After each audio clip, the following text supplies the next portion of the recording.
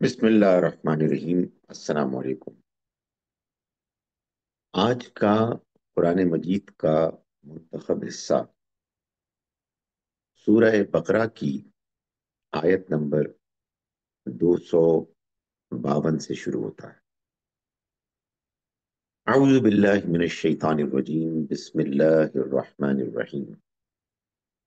تلک آیات اللہ نتلوہا علیک بالحق۔ یہ اللہ کی آیات ہیں، ہم ان کو پڑھ کر سنا رہے ہیں اے پیغمبر آپ پر، بالحق، حق کے ساتھ، بالکل ٹھیک ٹھیک، سچائی اور حق پر مبنی۔ وَإِنَّكَ لَمِنَ الْمُرْسَلِينَ، اور یقیناً آپ رسولوں میں سے۔ یعنی ان آیات کا آپ پر نازل ہونا اور ان کا اپنے بیان، اپنے وجود سے واضح ہونا کہ یہ حق ہیں، اس بات کا ثبوت ہے کہ اے پیغمبر آپ رسولوں میں سے۔ یوں تو یہ بات پورے قرآن مجید کے بارے ہی میں کہی جا سکتی ہے اور کہی گئی ہے، لیکن خاص طور پر اس سے پیچھے جو طالوت اور جالوت کا قصہ اللہ تعالیٰ نے ایسی تفصیل کے ساتھ بیان کیا، اور اس میں اتنے سبق آموز واقعات تھے کہ جن کو پڑھ کر اور سن کر ایک آدمی اس نتیجے کے علاوہ کسی نتیجے تک نہیں پہنچ سکتا کہ یہ پیغام اس خدا وحدہ لا شریک کا پیغام ہے کہ جو ہر چیز سے واقف ہے۔ بھلا وہ واقعات کہ جن کا تعلق بنی اسرائیل کی اس تاریخ سے تھا، جس تاریخ کی بعض تفصیلات خود بنی اسرائیل کو بھی نہیں معلوم تھی، یہ کیسے ممکن ہے کہ اتنی وضاحت اور اتنی حکمت کے ساتھ اللہ کے ان بندے نے پیش کی کہ جو نہ لکھ سکتے تھے نہ پڑھ سکتے تھے؟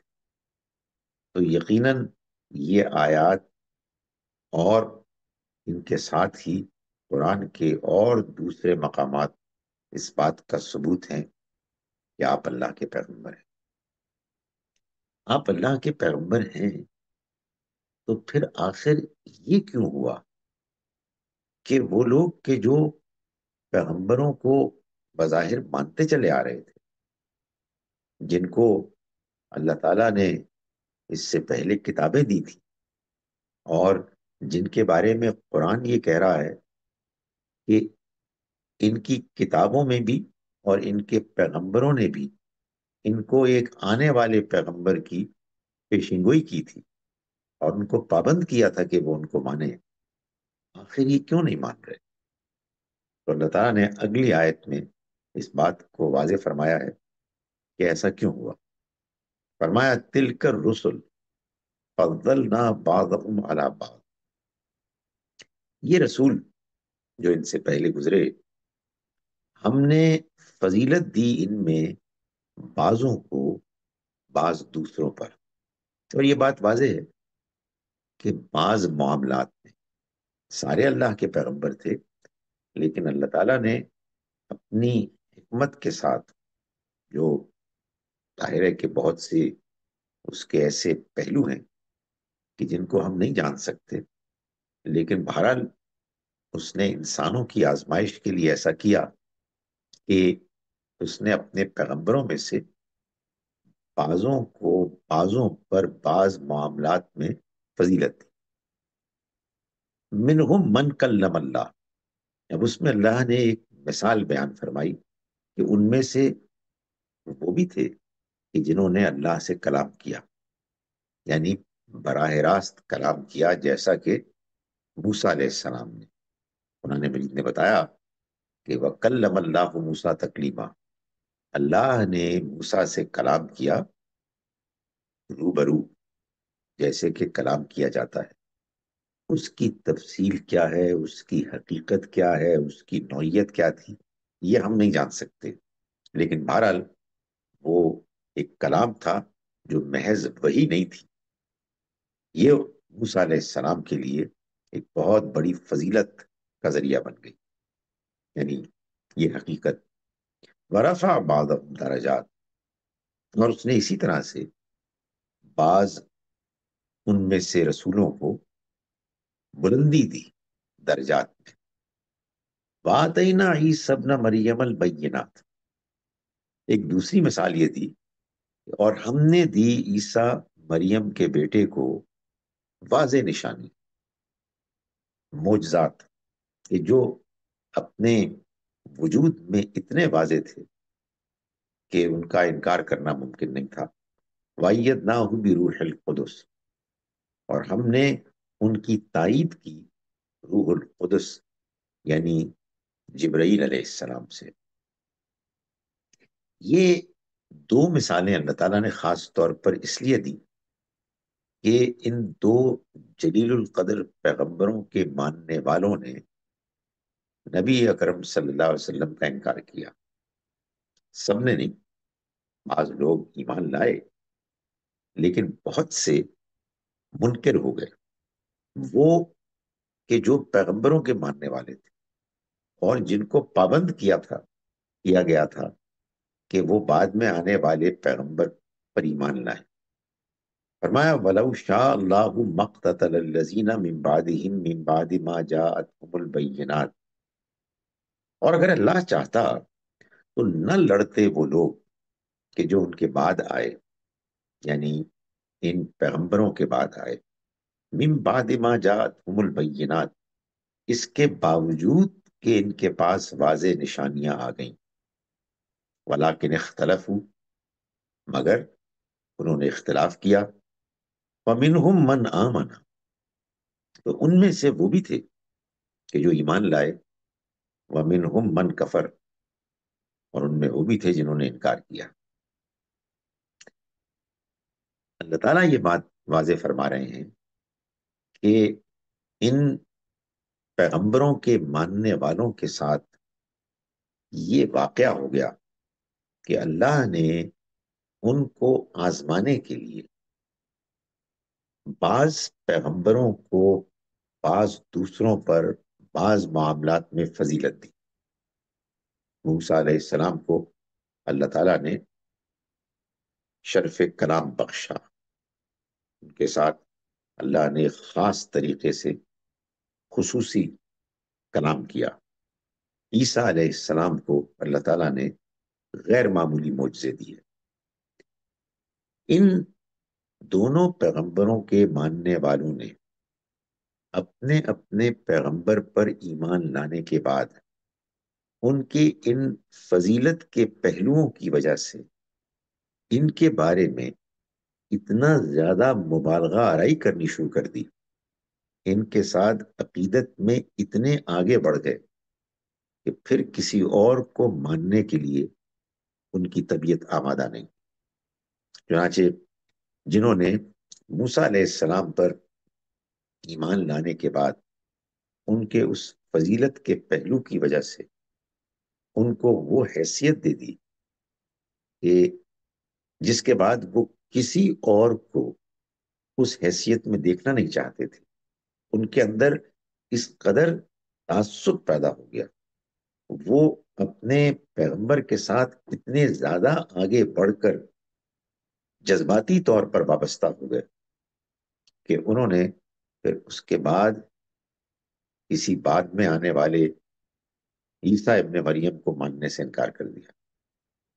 اور اسی طرح سے عیسیٰ ابن مریم کے ماننے والوں نے ان کے اندر جو اللہ کی طرف سے بعض غیر معمولی پہلو تھے معجزات کے، جس میں اس میں کوئی شبہ نہیں کہ وہ دوسرے پیغمبروں کے مقابلے میں نمایاں تھے، ان کو فضیلت حاصل ہوئی. یہ فضیلت ان کے ماننے والوں کے لیے ایک ایسا فتنہ بن گئی کہ اس کے بعد انہوں نے ان کے بعد آنے والے پیغمبر محمد صلی اللہ علیہ وسلم کو ماننے سے انکار کر دیا. یہ معاملہ پیغمبروں کے ساتھ بھی ہوتا ہے، یہ معاملہ دوسرے انسانوں کے معاملے میں بھی، علماء کے معاملے میں بھی ہو جاتا ہے کہ بعض لوگوں کو ماننے میں اتنے آگے بڑھ جاتے ہیں کہ پھر ان کی وجہ سے باقی ساری دنیا کے ساتھ وہ دشمنی مول لے لیتے ہیں، باقی سب حقیقتوں کا انکار کر دیتے ہیں۔ تو اللہ تعالیٰ نے اس حقیقت کو بیان کرنے کے بعد فرمایا کہ اگر اللہ چاہتا تو نہ لڑتے وہ لوگ کہ جو ان کے بعد آئے، اس کے باوجود کہ ان کے پاس واضح نشانیاں آ گئیں، ولا ولیکن اختلفوا، مگر انہوں نے اختلاف کیا۔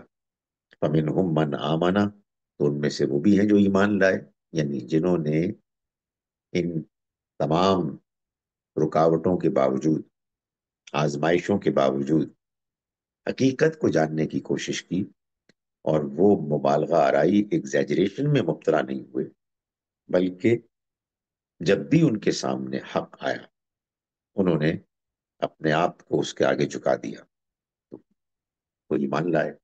ومنہم من کفر، اور ان میں سے وہ بھی تھے جنہوں نے انکار کیا، یعنی وہ کسی ایک کی عقیدت میں اتنے آگے بڑھ گئے کہ جب ان کو دوسری جانب حق نظر بھی آیا تو انہوں نے ماننے سے انکار کر دیا۔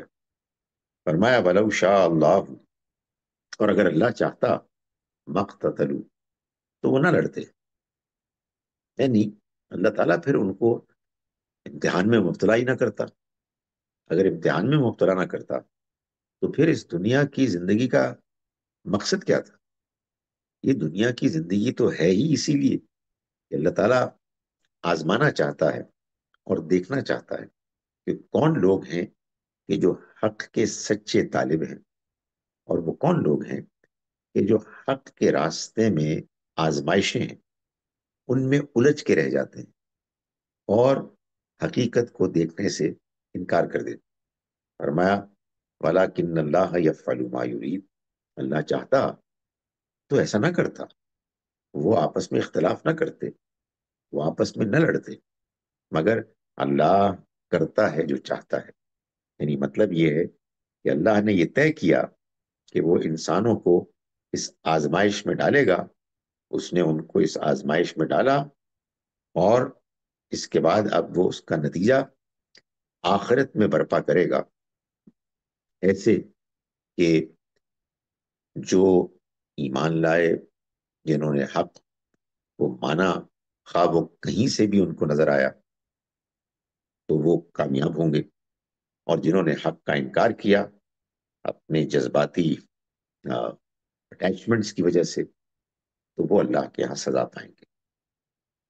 یا ایھا الذین آمنوا انفقوا مما رزقناکم، ایمان والو تم خرچ کرو اس میں سے جو ہم نے تم کو رزق دیا، من قبل ان یأتی یوم، اس سے پہلے کہ آئے وہ دن، لا بیع فیہ، جس میں نہ کوئی خرید و فروخت ہو سکے گی، ولا خلۃ، اور نہ کوئی دوستی کام آئے گی، ولا شفاعہ، اور نہ کوئی سفارش کسی کے حق میں کوئی کردار ادا کرے گی۔ یعنی اللہ تعالیٰ یہ فرما رہے ہیں کہ تم چھوڑو ان لوگوں کو، اگر یہ ایمان نہیں لا رہے نہ لائیں، ان کے ایمان نہ لانے کی وجہ ہم نے بیان کر دی۔ وہ اپنے اپنے پہلے سے جو گروہوں میں عقیدت کے مرکز تھے، شخصیات تھے، ان کی عقیدت میں اتنے آگے بڑھ چکے ہیں کہ اب وہ اندھے ہو گئے ہیں، ان کے لیے حق بے معنی ہے، سوائے اس حق کے کہ جو ان کے اپنے حلقے، اپنے گروہ میں ہے۔ انہیں چھوڑو اور تم خرچ کرو اللہ کے راستے میں اس رزق میں سے جو ہم نے تم کو دیا۔ یعنی اللہ تم سے تقاضا کر رہا ہے کہ وہ رزق، وہ مال، وہ دولت جو اس نے تم کو دی ہے، اللہ نے تم کو دی ہے، اس میں سے ایک حصہ تم اس کے راستے میں خرچ کرو، اس سے پہلے کہ قیامت کا وہ دن آ جائے کہ جس دن پھر کوئی خرید و فروخت نہیں ہو سکے گی، یعنی جن لوگوں نے ظلم کیا ہوگا، زیادتی کی ہوگی، جان بوجھ کر حق کا انکار کیا ہوگا، وہ کوئی لین دین کر کے اپنے آپ کو بچا نہیں سکیں گے. ولا خلتن، اور نہ ہی کسی کی دوستی کام آئے گی کہ دوست اثر و رسوخ رکھنے والے ان کو بچا سکیں گے. ولا شفا، اور نہ ہی کوئی سفارش قبول کی جائے گی، نہ کسی پیغمبر کی، نہ کسی بزرگ کی، کسی کی کوئی سفارش قبول نہیں کی جائے گی. یہ بات قرآن مجید نے سورہ بقرہ میں 3 جگہوں پر بیان فرمائی. 2 مقامات تو ایسے ہیں کہ جس میں اللہ تعالیٰ نے بنی اسرائیل کو خطاب کر کے ان کو یہ بتایا کہ قیامت کا دن وہ دن ہے جب کوئی سفارش قبول نہیں کی جائے گی. اور یہاں مسلمانوں کو، اہل ایمان کو خطاب کر کے کہا کہ وہ دن وہ ایسا ہوگا کہ اس دن کوئی سفارش نہیں ہوگی. اللہ تعالیٰ جانتے تھے کہ مسلمان باوجود اس کے کہ قرآن مجید میں یہ بات واضح طور پر بیان ہوئی ہے، وہ کہہ سکیں گے اپنے آپ کو دھوکہ دینے کے لیے کہ یہ تو خطاب اصل میں بنی اسرائیل سے ہے. چنانچہ اللہ تعالیٰ نے مسلمانوں کو، بنی اسماعیل کو خطاب کر کے فرمایا کہ تم بھی اچھی طرح سے جان لو کہ قیامت کے روز سوائے انسان کے اپنے ایمان اور نیک اعمال کے کوئی چیز کام نہیں آئے گی. کسی کے ساتھ وابستگی انسان کو اللہ کی پکڑ سے نہیں بچا سکے گی. والکافرون هم الظالمون، اور یہ کافر یہی وہ لوگ ہیں کہ جو ظالم ہیں، یعنی یہ اپنی جانوں پر ظلم کر رہے ہیں، جانتے بوجھتے ہوئے غلط رویہ اختیار کیے ہوئے ہیں. جب کوئی شخص جانتے بوجھتے ہوئے گناہ کرتا ہے، ظلم کرتا ہے، زیادتی کرتا ہے، حق کا انکار کرتا ہے، تکبر کرتا ہے، تو اصل میں وہ اپنے اوپر ظلم کرتا ہے، اپنی فطرت کو بگاڑتا ہے، اپنے مستقبل کو بگاڑتا ہے. تو یہ کافر، یہ ظالم ہے، یہ اپنی جانوں پر ظلم ڈھا رہے ہیں. اللہ لا الہ الا ہو، اب یہ آیت الکرسی ہے جس کا آغاز ہو رہا ہے. اپنے سیاق سباق میں جو یہ مفہوم لیے ہوئے ہے وہ کچھ یوں ہے کہ تم قیامت کی تیاری کرو، وہاں کے لیے اچھے اعمال کرو، وہاں کوئی سفارش قبول نہیں ہوگی. تمہیں معلوم ہونا چاہیے کہ اس دن تم اس اللہ کے سامنے ہوگے، لا الہ الا ہو، جس کے سوا کوئی الہ، کوئی معبود نہیں، جس کے سوا کوئی ایسی ہستی نہیں کہ جو عبادت کے لائق ہو، جس سے دعا کی جائے اس اعتماد کے ساتھ کہ وہ ہماری دعا سنے گا اور قبول فرمائے گا. اس پوری کائنات میں کوئی اور ہے ہی نہیں کہ جو اس لائق ہے. الحی القیوم، وہ زندہ ہے اور سب کو قائم رکھے ہوئے. ان کے جھوٹے معبودوں کی طرح نہیں کہ جو مردہ ہیں، ان کی کوئی حیثیت ہی نہیں. یعنی یا تو انہوں نے کچھ بزرگوں کو مانا ہوا ہے، ان کو اپنا معبود بنایا ہوا ہے جو زندہ ہی نہیں ہے، یا ایسی ہستیاں ہیں جن کا کوئی وجود ہی نہیں ہے، صرف نام ہے. اور قیوم ہے وہ، نہ صرف یہ کہ وہ خود زندہ جاوید ہے، بلکہ وہ سب کو قائم رکھے ہوئے ہے. وہ پوری کائنات کا بنانے والا ہے اور اس کو چلانے والا ہے. لا تأخذہ سنۃ ولا نوم، اسے نہ تو اونگ لاحق ہوتی ہے اور نہ ہی نیند.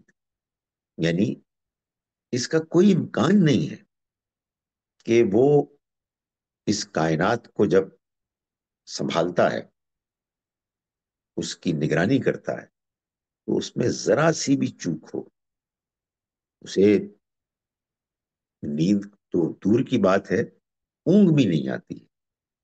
ہر وقت ہر آن وہ چوکس اپنے کاموں میں پوری طرح سے مصروف ہے.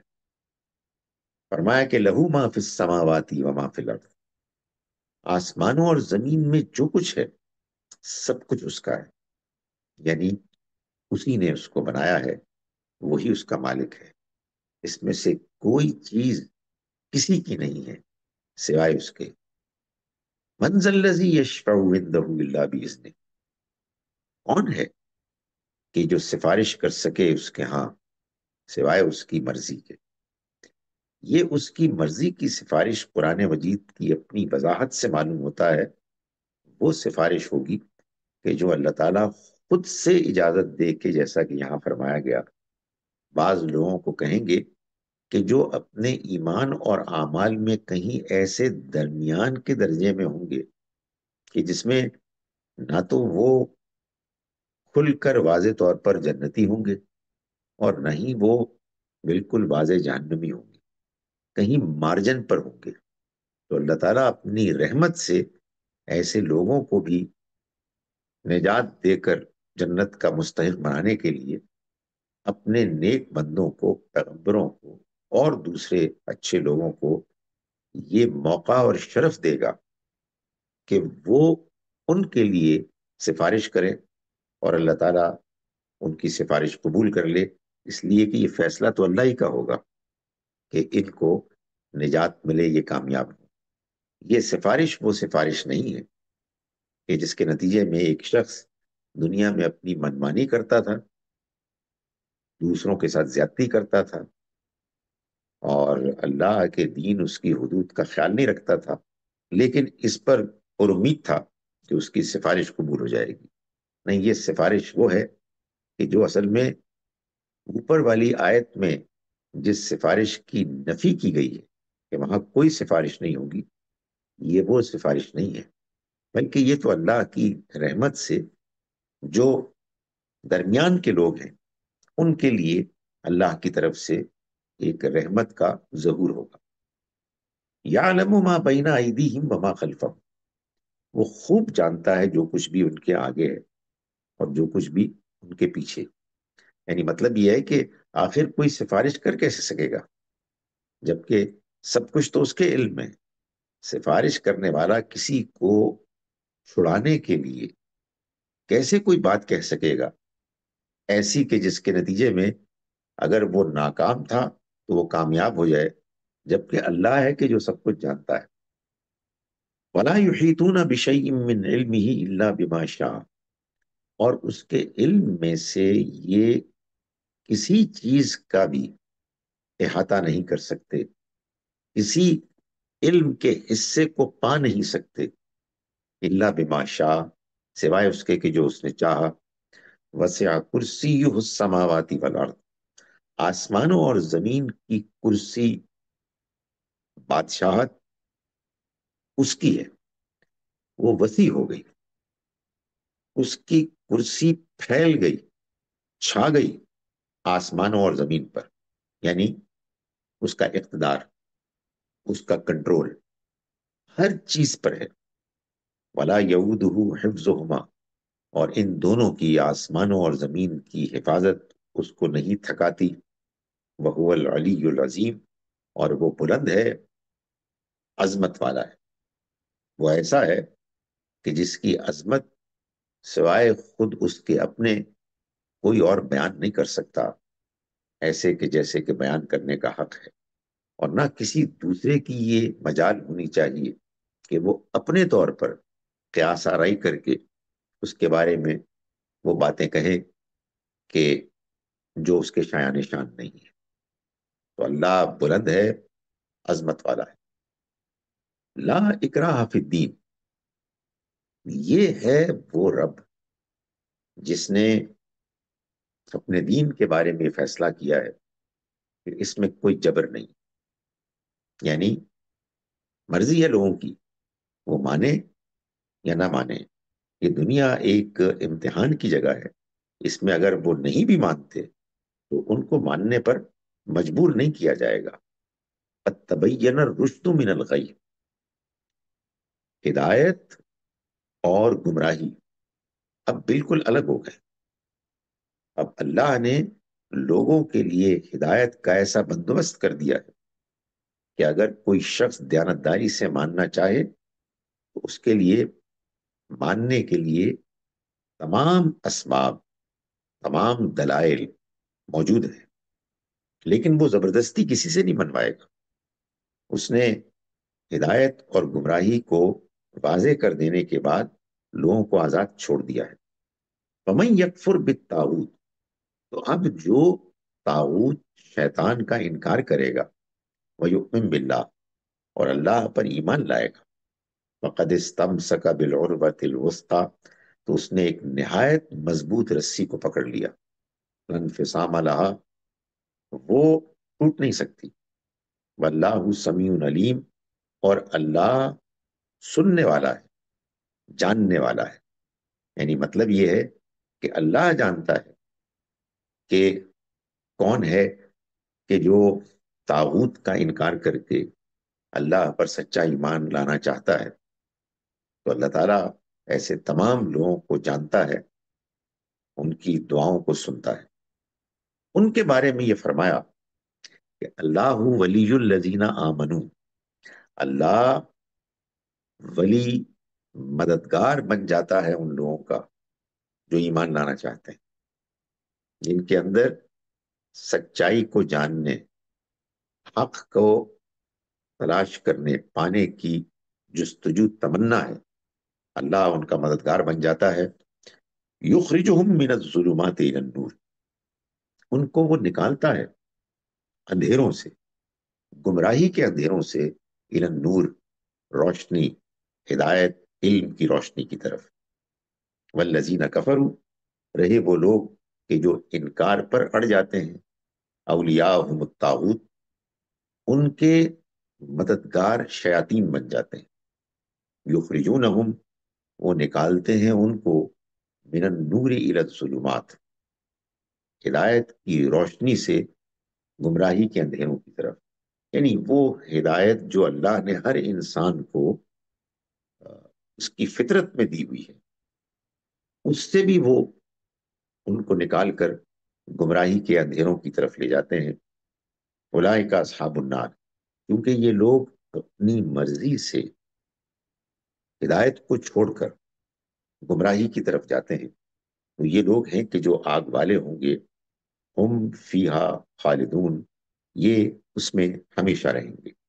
یعنی اللہ تعالیٰ نے اپنا قانون، اپنی پالیسی بیان کر دی ہے کہ اللہ تعالیٰ ہر اس شخص کو کہ جو ایمان لانا چاہتا ہے اس کا مددگار بن جاتا ہے، اس کی زندگی میں ایسے حالات پیدا کر دیتا ہے کہ وہ ان کی دعائیں سنتا ہے، وہ ان کی رہنمائی کے لیے افراد پیدا کر دیتا ہے، اسباب پیدا کر دیتا ہے. انہیں ایسے تجربات ہوتے ہیں جن سے کہ وہ ہدایت کی طرف بڑھتے ہیں، اور جو انکار پر اڑ جاتے ہیں وہ پھر گمراہی کے اندھیروں میں دور نکل جاتے ہیں. آگے کی آیات میں اللہ تعالیٰ نے 3 مثالوں سے اسی حقیقت کو واضح کیا ہے کہ کیسے اللہ تعالیٰ ان لوگوں کو کہ جو ایمان لانا چاہتے ہیں، حق کو جاننا چاہتے ہیں، ان کی رہنمائی کرتا ہے، اور کیسے وہ لوگ کہ جو گمراہی میں ضد کرتے ہیں ان کو مزید آگے گمراہی میں بڑھا دیتا ہے. میں اب ان آیات کا ترجمہ جو غامدی صاحب نے کیا ہے، جو آج ہم نے پڑھی، وہ آپ کے سامنے پیش کر رہا ہوں. آیت نمبر 252 سے ہم نے اپنا سبق شروع کیا. ہم شروع کرتے ہیں اس اللہ کے نام کے ساتھ جس کی رحمت بے پناہ ہے، جس کی عنایت ہمیشہ کے لیے. یہ اللہ کی آیتیں ہیں جو ہم تمہیں حق کے ساتھ سنا رہے ہیں، اور اس میں کوئی شک نہیں کہ تم اللہ کے رسولوں میں سے. بنی اسرائیل بھی اس بات کو جانتے ہیں، لیکن مانتے اس لیے نہیں کہ یہ جو رسول ہیں، ہم نے ان میں سے ایک کو دوسرے پر فضیلت دی، اس طرح کہ ان میں سے کسی سے اللہ خود ہم کلام ہوا، اور کسی کے درجے اس نے بعض دوسری حیثیتوں سے بلند کیے. اور آخر میں مریم کے بیٹے عیسیٰ کو ہم نے نہایت واضح نشانیاں دیں اور روح القدس سے ان کی تائید کی. چنانچہ یہی چیز ان رسولوں کے ماننے والوں میں ایک دوسرے کو جھٹلانے کا باعث بن گئی. اور اگر اللہ چاہتا تو جو نہایت واضح دلائل ان کے سامنے آ گئے تھے، ان کے بعد یہ رسولوں کے بعد والے ایک دوسرے سے نہ لڑتے، لیکن اللہ نے یہ نہیں چاہا کہ لوگوں پر جبر کرے، اس لیے انہوں نے اختلاف کیا، سو ان میں سے کوئی ان رسولوں پر ایمان لایا اور کسی نے ماننے سے انکار کر دیا۔ تم کو مان تم کو نہ ماننے کی وجہ بھی یہی ہے پیغمبر، اور اگر اللہ چاہتا تو وہ ہرگز آپس میں نہ لڑتے، مگر اللہ اپنی حکمت کے مطابق جو چاہتا ہے کرتا ہے۔ ایمان والو، تم انہیں ان کے حال پر چھوڑو، اور جو کچھ ہم نے تمہیں دیا ہے اس میں سے اللہ کی راہ میں اس دن کے آنے سے پہلے خرچ کر لو جس میں نہ خرید و فروخت ہوگی، نہ کسی کی دوستی کام آئے گی، اور نہ کوئی سفارش نفع دے گی۔ اور حقیقت یہ ہے کہ اس دن کے منکر ہی اپنے اپنی جان پر ظلم ڈھانے والے ہیں۔ اس دن معاملہ صرف اللہ سے ہوگا، اللہ جس کے سوا کوئی الہ نہیں، زندہ اور سب کو قائم رکھنے والا، نہ اس کو اونگ لاحق ہوتی ہے نہ نیند۔ زمین اور آسمانوں میں جو کچھ ہے سب اسی کا ہے۔ کون ہے جو اس کی اجازت کے بغیر اس کے حضور میں کسی کی سفارش کرے؟ لوگوں کے آگے اور پیچھے کی ہر چیز سے واقف ہے، اور وہ اس کے علم میں سے کسی چیز کو اپنی گرفت میں نہیں لے سکتے مگر جتنا وہ چاہے۔ اس کی بادشاہی زمین اور آسمانوں پر چھائی ہوئی ہے، اور ان کی حفاظت اس پر ذرا بھی گنا نہیں ہوتی، اور وہ بلند ہے، بڑی بڑی عظمت والا ہے۔ یہ جو رویہ چاہیں اختیار کریں، دین کے معاملے میں اللہ کی طرف سے کوئی جبر نہیں۔ حقیقت یہ ہے کہ ہدایت اس قرآن کے بعد اب گمراہی سے بالکل الگ ہو چکی ہے، لہذا جس نے شیطان کا انکار کیا اور اللہ کو مانا تو اس نے گویا نہایت مضبوط رسی پکڑ لی جو کبھی ٹوٹ نہیں سکتی، اور یہ اس لیے کہ اللہ سننے والا، جاننے والا ہے۔ یہ ہدایت پانا چاہیں تو اللہ ماننے والوں کا مددگار ہے، وہ انہیں اندھیروں سے روشنی کی طرف نکال لے جاتا ہے۔ اس کے برخلاف نہ ماننے والوں کے مددگار ان کے شیاطین ہیں، وہ انہیں روشنی سے اندھیروں کی طرف نکال لے جاتے ہیں۔ یہی دوزخ کے لوگ ہیں، یہ اس میں ہمیشہ رہے۔ السلام علیکم ورحمۃ اللہ وبرکاتہ۔